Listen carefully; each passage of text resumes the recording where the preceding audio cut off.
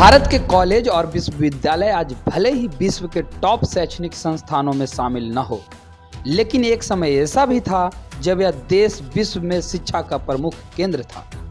भारत में ही दुनिया का पहला आवासीय विश्वविद्यालय खुला था, जिसे हम नालंदा विश्वविद्यालय के नाम से जानते हैं। इस विश्वविद्यालय की स्थापना 450 ईस्वी में हुई थी।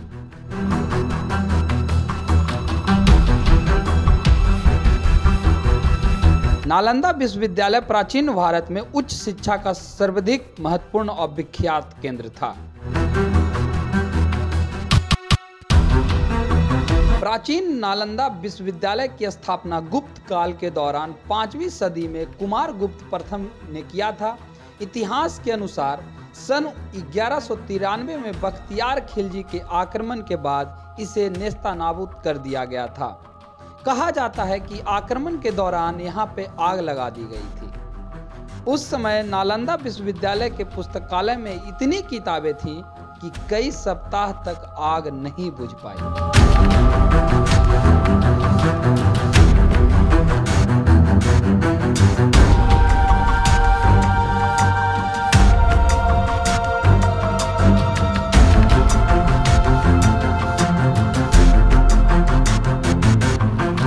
इस आक्रमण में यहाँ कार्य करने वाले कई धर्माचार्य और बौद्ध भिक्षुओं को भी मार डाला गया। प्राचीन नालंदा विश्वविद्यालय का पूरा परिसर एक विशाल दीवार से घिरा हुआ था, जिसमें प्रवेश के लिए एक मुख्य द्वार था। उत्तर से दक्षिण की ओर मठों की कतार थी और उनके सामने अनेक भव्य स्तूप और मंदिर थे।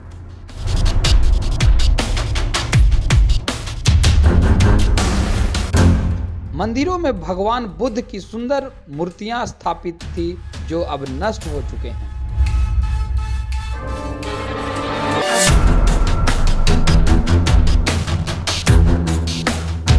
नालंदा विश्वविद्यालय की दीवारों के अवशेष आज भी इतनी चौड़ी है कि इसके ऊपर ट्रक भी चलाया जा सकता है।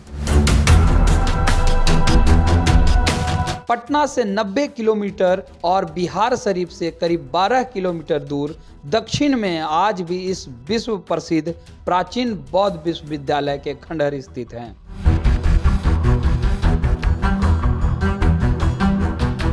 नालंदा विश्वविद्यालय स्थापत्य कला का एक अद्भुत नमूना है। आपको जानकर हैरानी होगी कि इस विश्वविद्यालय में 300 कमरे, 7 बड़े बड़े कक्ष और अध्ययन के लिए 9 मंजिला एक विशाल पुस्तकालय था,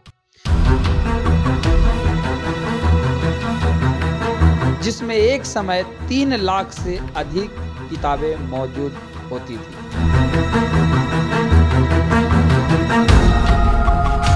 नालंदा को तक्षशिला के बाद दुनिया का दूसरा सबसे प्राचीन विश्वविद्यालय माना जाता है।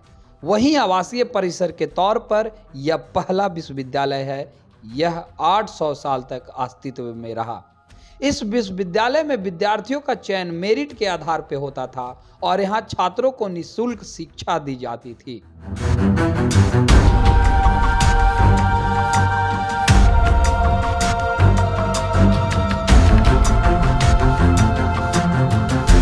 इसके साथ उनका रहना और खाना भी पूरी तरह निःशुल्क होता था। इस विश्वविद्यालय में एक समय में 10,000 से ज्यादा विद्यार्थी शिक्षा ग्रहण करते थे और लगभग 2700 से अधिक अध्यापक उन्हें शिक्षा देते थे।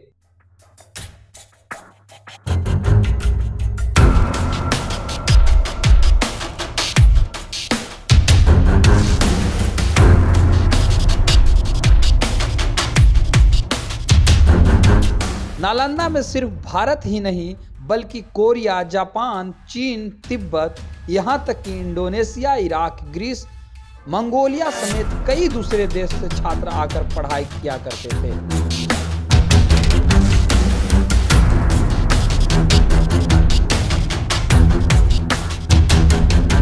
नालंदा की स्थापना 5वीं शताब्दी में गुप्त वंश के शासक सम्राट कुमार गुप्त ने की थी। इसे महान सम्राट हर्षवर्धन और पाल शासकों का भी संरक्षण मिला।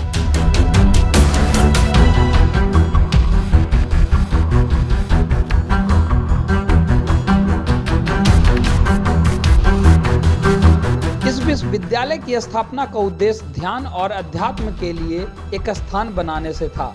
ऐसा भी कहा जाता है कि गौतम बुद्ध ने कई बार यहाँ की यात्रा की और यहाँ पर ट्रक पर कार्य ध्यान लगाया।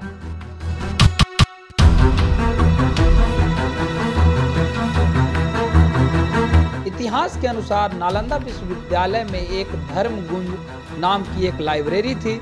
इसका मतलब सत्य का पर्वत से था। लाइब्रेरी के 9वीं मंजिलों में 3 भाग थे, जिसके नाम रत्न रंजक, रत्नोदधि और रत्न सागर थे।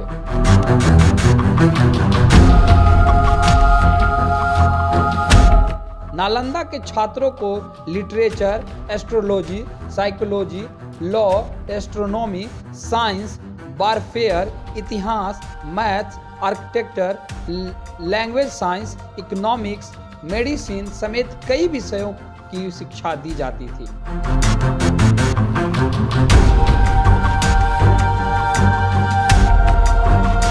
इन विश्वविद्यालय में कई महान विद्वानों ने पढ़ाई की थी, जिसमें मुख्य रूप से हर्षवर्धन, धर्मपाल, वसुंत बंधु, धर्मकृति, आर्यवेद, नागार्जुन का नाम शामिल है।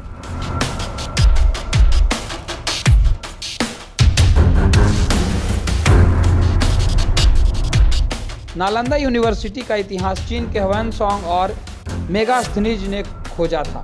ये दोनों 7वीं शताब्दी में भारत आए थे। इन दोनों ने चीन लौटने के बाद नालंदा के बारे में विस्तार से लिखा और इसे विश्व का सबसे बड़ा विश्वविद्यालय बताया।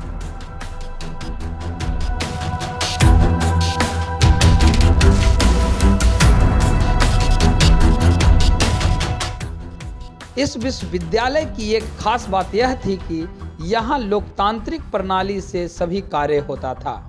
कोई भी फैसला सभी के सहमति से लिया जाता था। मतलब सन्यासियों के साथ टीचर्स और स्टूडेंट भी अपनी राय जो है प्रमुखता से देते थे।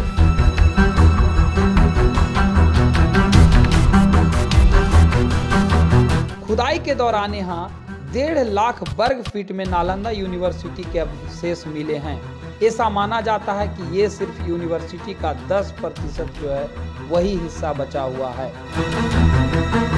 नालंदा शब्द संस्कृत में 3 शब्द ना प्लस आलम प्लस दा के संधि विच्छेद से बना है। इसका अर्थ ज्ञान रूपी उपहार पर कोई प्रतिबंध न रखा हो। नालंदा की तर्ज पर नई नालंदा यूनिवर्सिटी बिहार के राजगीर में बनाई गई है, जिसे 25 नवंबर 2010 को स्थापित किया गया था।